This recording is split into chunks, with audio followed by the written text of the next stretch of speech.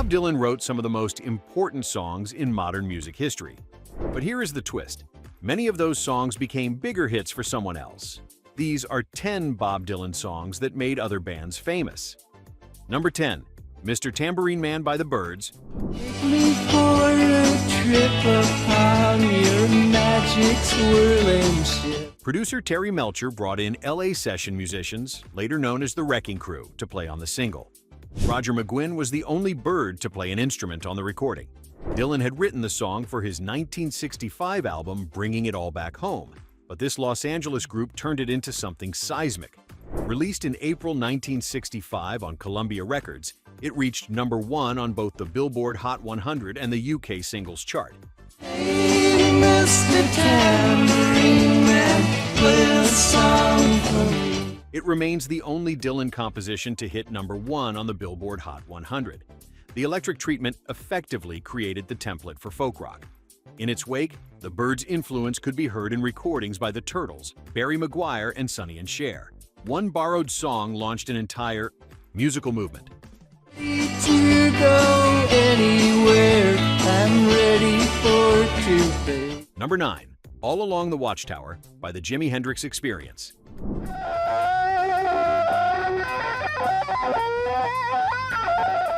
Dylan had recorded a quiet, spare song on his 1967 album John Wesley Harding that had received little mainstream attention. Recording of the Hendrix version began on January 21, 1968 at Olympic Studios in London. Noel Redding was squeezed out, with Hendrix choosing to overdub the bass himself. Traffic's Dave Mason sat in on 12-string guitar. Brian Jones made an unsuccessful attempt at piano while heavily intoxicated, and ended up contributing percussion to the final recording instead.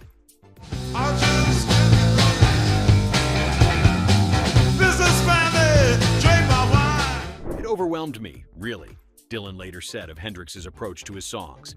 He had such talent, he could find things inside a song and vigorously develop them. In his 1985 Biograph liner notes, Dylan wrote that he had been performing the song Hendrix's Way ever since Hendrix died. The cover became a top 20 hit in 1968 and received a Grammy Hall of Fame award in 2001. Dylan never reclaimed the song. Hendrix had finished building it.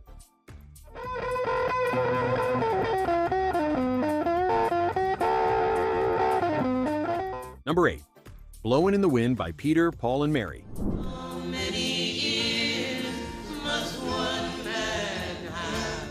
2 Grammys in 1964, Best Folk Recording and Best Performance by a Vocal Group. That was the payoff for turning a Bob Dylan album track into a protest anthem the whole country could sing. The original appeared on 1963's The Freewheelin' Bob Dylan but never charted as a single. The folk trio's lush 3-part harmonies softened his ragged delivery and gave it a warmth that radio programmers could not ignore. Before he can see the sky. Their version sold over 300,000 copies in its first week and introduced a 22-year-old songwriter to a mainstream audience. Dylan himself never reached number 1 on the Hot 100. He got as far as number 2 twice, with Like a Rolling Stone in 1965 and Rainy Day Women number 12 and 35 a year later. The trio gave his words a wider stage. The civil rights movement had its anthem.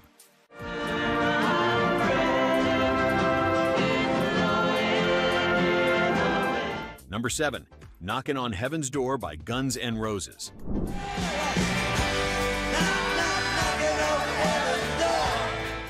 Written for the 1973 Sam Peckinpah film Pat Garrett and Billy the Kid, Dylan's original was a quiet, mournful 2-chord meditation. A decade and a half later, Guns N' Roses stripped away the gentleness and rebuilt it, with power chords, Slash's howling solos, and Axl Rose's anguished vocal. Their version became a live staple as early as 1987, and later appeared on the 1991 album Use Your Illusion 2.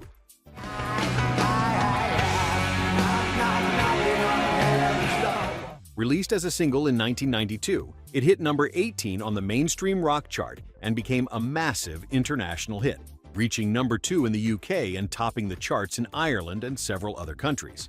It was also one of the standout moments of the Freddie Mercury tribute concert at Wembley Stadium in April 1992. For an entire generation of rock fans, this is not a Dylan song. It belongs to Guns N' Roses. The original's whisper became a stadium roar, and neither version has ever sounded wrong. Feels like I'm knocking on heaven's door. Number 6. The Mighty Quinn by Manfred Mann.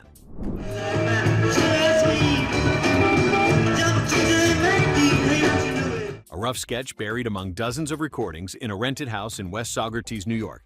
That is all it was. Dylan recorded it in 1967 during the Basement Tapes sessions with the musicians who would become the band. He never officially released it. Mike Diabo of Manfred Mann explained how they found it. "We heard about 10 songs at a publisher's house," Diabo said. Manfred liked the Mighty Quinn.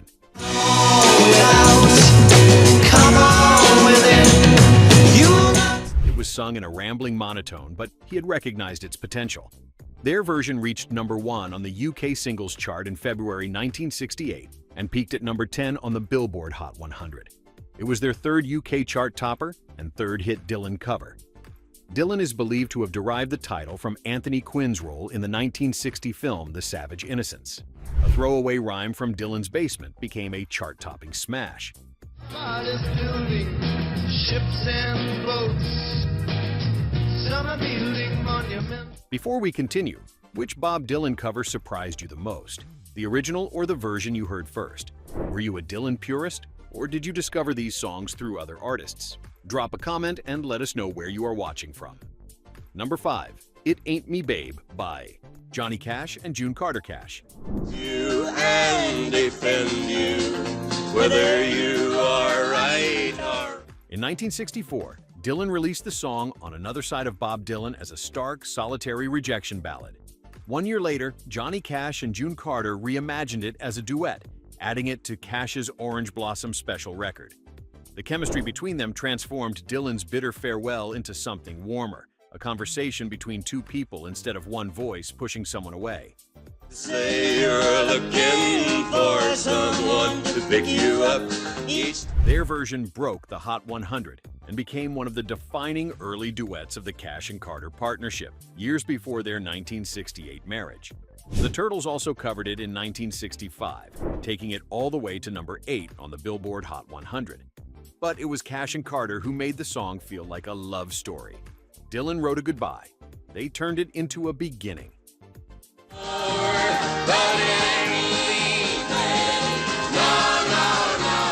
Number 4. Make You Feel My Love by Adele.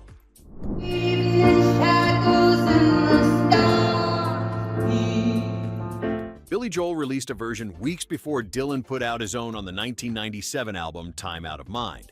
Garth Brooks recorded it. So did Brian Ferry. The song has been covered over 450 times.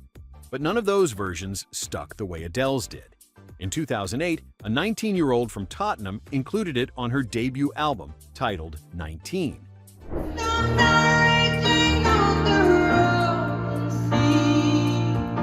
Her voice carried the kind of emotional weight that made listeners forget anyone else had sung the words. The cover charted in the UK and climbed even higher following renewed television exposure, eventually reaching the top 5. For millions of people, this is an Adele song, not a Dylan song. She turned a deep album cut from a Nobel Prize winner's late career masterpiece into something that plays at weddings, funerals, and every moment in between. Dylan built the house. Adele moved in. Could make you happy, make your dreams come true. Number 3. I Shall Be Released by the Band.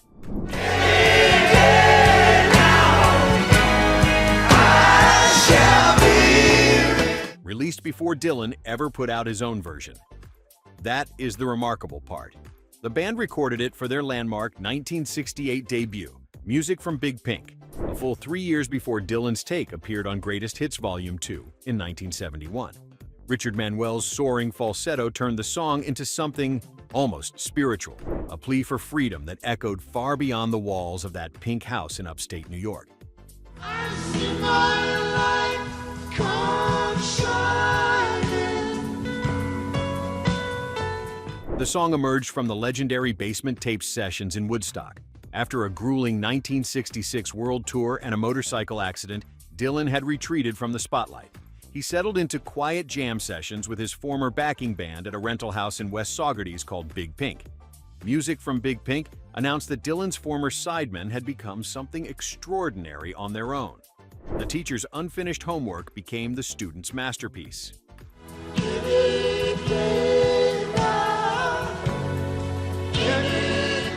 Number 2, Wagon Wheel by Old Crow Medicine Show.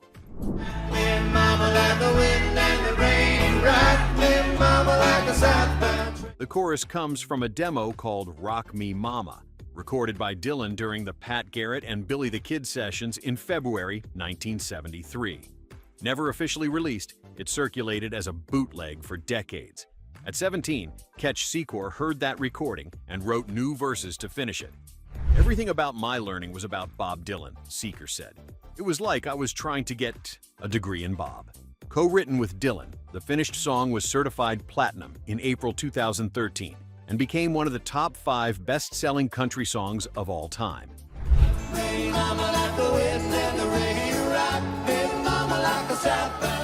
Darius Rucker later took his own version to number 1 on the Hot Country Songs chart. Requests became so common the song was permanently banned at the Little Grill Diner where Secor first performed. A rough demo sketch from 1973 became an American standard.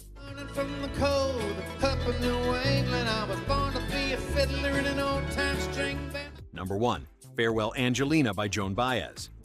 Just a table standing empty by the edge of the sea.